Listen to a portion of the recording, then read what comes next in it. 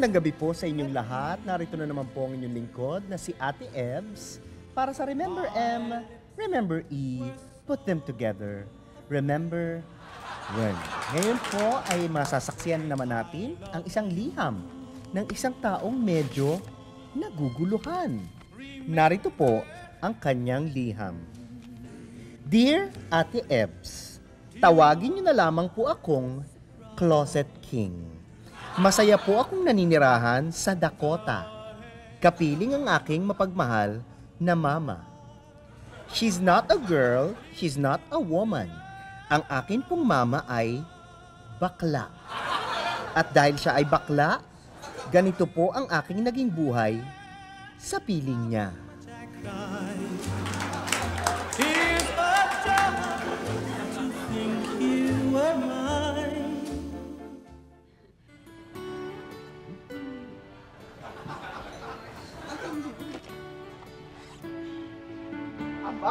Aba? Ano tong nakikita ko? At bakit mo inaayusan ang unika iha ko, ha?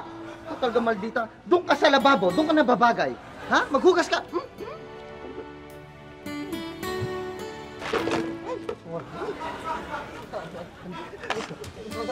Sorry. Ganda naman talaga. Pretty. Girly ko. Ay, girly. Mama naman eh. Ang tanda-tanda ko na girly pa rin ang tawag mo sa akin. Basta. Ikaw pa rin ang girly ko. You're not a woman. You're a girl. Alam mo yon? Talaga.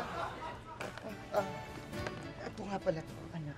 Alam mo, meron akong pasalubong sa'yo. Mama. Lipstick. Ay? Try mo. Ang ganda. Yan ang uso ngayon, medyo lumalampas. Talaga? Ang ganda. Saka ito binili ko kay Bombay. Kay Bombay? Pink. Oo. Baby. Alam mo ba para saan yan? Para saan, Mama? Doon sa Miss Gay na sasalihan. Mama, excited ako. Mananalo ka na design kasi alam mo na. Pero sandali.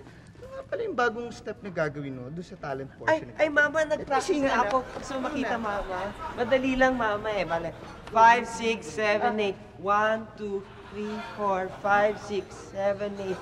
1, 2, 3, 4, 5, 6, 7, 8. Yan na yun? 1, 2, 3, 4. Alam mo, magaling ka talaga. Kaya lang, dapat may changes ang mangyayari. Ginawa Bakit, mo na Mama? Maganda naman yung one. Oo, maganda anak. Pero may bago ngayong mga step. May bago ba? Oo, alam mo ano yung kanta ng uso yung ketchup song? Ketchup song. I said a hey. Oo, yan. Gusto mo makita yung bago step? Yan. Sige. Say hey. Sige. 1, 2, 3. I said a hey, ha, hey. I said a ho, ho, ha, ha. Oo, alam niya. Kasi hey, ha, hey. Mama, hindi ko magawa eh. Hindi ko talaga magawa. Oo, kaya mo no? Hindi ko talaga, Mama. Hindi ko Talaga to magawa. anak ko. Mama naman. Di ba, Mama? Maganda yung ganun. Sige na nga, oh. Hey. Oo.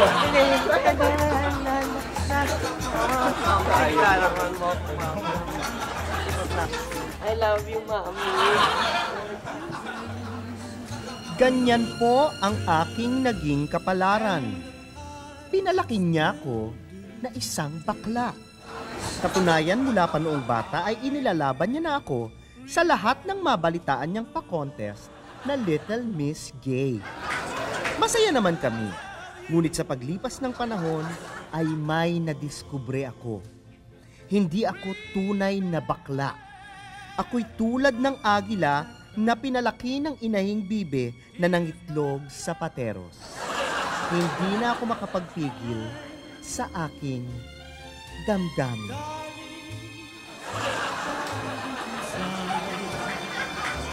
Saboy natin ito.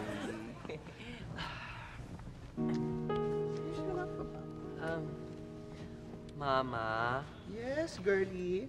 yan sana akong pagtatapat sa inyo. Alam, ikagagalit nyo, pero Mama, dadahan-dahanin ko kayo, ha? Ano yun? Mama, hindi ako nagsusuot ng panty.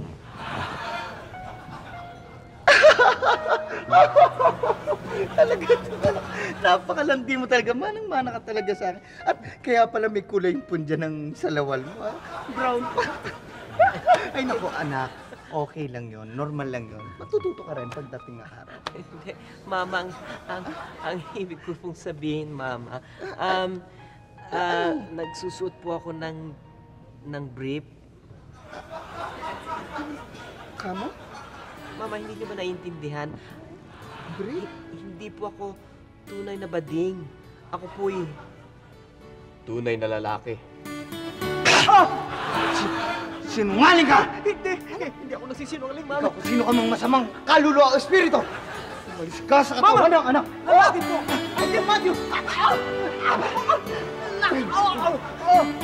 Lalaki ako! Hindi ako nagsisinungaling. Lagi po ako sa katunayan. Sa katunayan po, Mama. Mama! Maniwala kayo. Meron akong... Mama!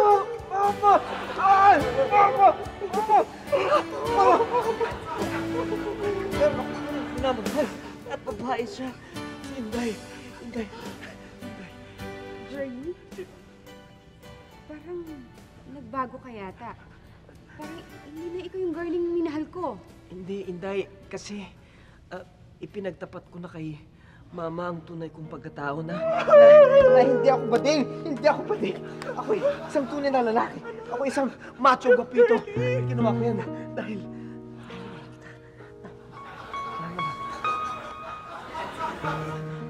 Girlie, sandali lang.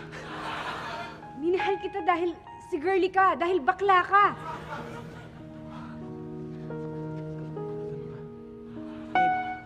Minahal mo ko dahil bakla ako? Oo. Dahil ang totoo hindi ako tunay na babae. Isa akong lesbiana. Tomboy ako.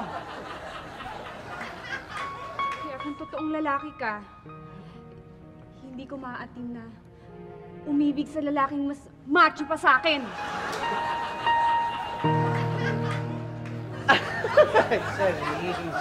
Sharing, Mama. Mama naman, hindi ka na mabiro. Siyempre, bading pa rin ako, ano? Ay, bading na bading pa rin ako. Nagja-joke lang, Mama. Sure ka? Sure ka? Oo nga, sorry.